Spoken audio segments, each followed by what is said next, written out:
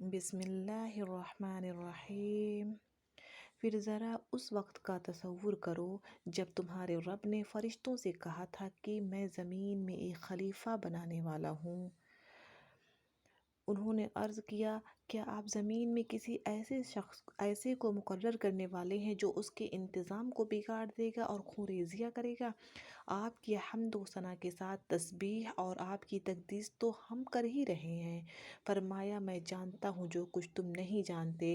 اس کے بعد اللہ نے ساری چیزوں کے نام سکھائے، پھر انہیں فرشتوں کے سامنے پیش کیا اور فرمایا، اگر تمہارا خیال صحیح ہے کہ یہ کسی خلیفہ کے تقرر سے انتظام بگڑ جائے گا تو ذرا ان چیزوں کے نام بتاؤ۔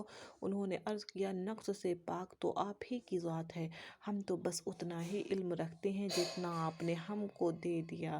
حقیقت میں سب کچھ جاننے اور سمجھنے والا آپ کے سوا کوئی نہیں۔ پھر اللہ نے آدم علیہ السلام سے کہا، تم انہیں ان چیزوں کے نام بتاؤ۔ جب اس نے ان سب کے نام بتا دیے تو اللہ نے فرمایا، میں نے تم سے کہا نہ تھا کہ میں آسمانوں اور زمین کی وہ ساری حقیقتیں جانتا ہوں جو تم سے مخفی ہیں۔ جو کچھ تم ظاہر کرتے ہو وہ بھی مجھے معلوم ہے، اور جو کچھ تم چھپاتے ہو اسے بھی میں جانتا ہوں۔ پھر جب ہم نے فرشتوں کو حکم دیا کہ آدم کے آگے جھک جاؤ تو سب جھک گئے، مگر ابلیس نے انکار کیا۔ وہ اپنی بڑائی کے گھمنڈ میں پڑ گیا اور نافرمانوں میں شامل ہو گیا۔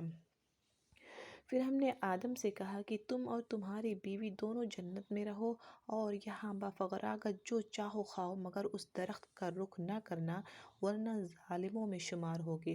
آخر کار شیطان نے ان دونوں کو اس درخت کی ترغیب دے کر ہمارے حکم کی پیروی سے ہٹا دیا اور انہیں اس حالت سے نکلوا کر چھوڑا جس میں وہ تھے۔ ہم نے حکم دیا کہ اب تم سب یہاں سے اتر جاؤ، تم ایک دوسرے کے دشمن ہو اور انہیں ایک خاص وقت تک زمین میں ٹھہرنا اور وہیں گزر بسر کرنا ہے۔ اس وقت آدم نے اپنے رب سے چند کلمات سیکھ کر توبہ کی، جس کو اس کے رب نے قبول کر لیا، کیونکہ وہ بڑا معاف کرنے والا اور رحم کرنے والا ہے۔ ہم نے کہا، تم سب یہاں سے اتر جاؤ، پھر جو میری طرف کوئی ہدایت تمہارے پاس پہنچے تو جو لوگ میری اس ہدایت کی پیروی کریں گے ان کے لیے کسی خوف و رنج کا موقع نہ ہوگا، اور جو اس کو قبول کرنے سے انکار کریں گے، ہماری آیات کو جھٹلائیں گے، وہ آگ میں جانے والے ہیں جہاں وہ ہمیشہ رہیں گے۔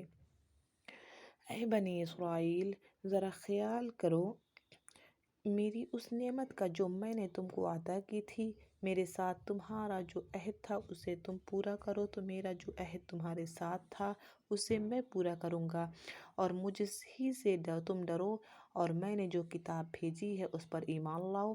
یہ اس کتاب کی تائید میں ہے جو تمہارے پاس پہلے سے موجود تھی، لہٰذا سب سے پہلے تم اس کے منکر نہ بن جاؤ، تھوڑی قیمت پر میری آیات کو نہ بیچ ڈالو، اور میرے غضب سے بچو۔